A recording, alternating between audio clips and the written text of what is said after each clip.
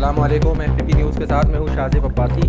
آگاہ کریں گے ایف پی پی نمائندہ خصوصی صدام حسین کی اس رپورٹ سے۔ ڈسٹرکٹ کورنگی پریس کلب کی 28ویں سالگرہ کے موقع پر مختصر و سادہ تقریب کا انعقاد۔ ڈسٹرکٹ کورنگی پریس کلب کے صدر Amir Aslam Qadri, general secretary Amir Raza, additional general secretary Rana Rehan, نائب صدر Saif Uddin Qadri, Rao Ayub Usman, deputy finance secretary Tariq Inqilabi, صدر شعبہ خواتین سنبل رانی، ممبران میں فروغ احمد صدیقی، رب نواز خان، محمد شعیب، عدنان، شازب عباسی، فراز قریشی، صدام حسین، نظام الدین شیخ،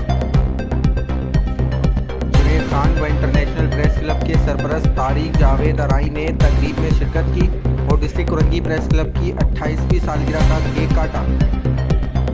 فلسطین پر اسرائیلی جارحیت کے باعث موجودہ حالات کو مد نظر رکھتے ہوئے پریس کلب کی سالگرہ کی تقریب انتہائی مختصر اور سادگی سے رکھی گئی، جو کہ پریس کلب کی جگہ old building ST 39 main road Korangi number 4 پر منعقد کی گئی۔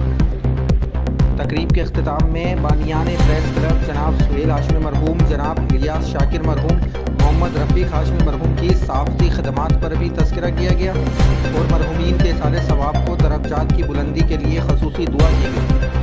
رپورٹ صدام حسین، کیمرہ مین حسن راجپوت، FPP کراچی۔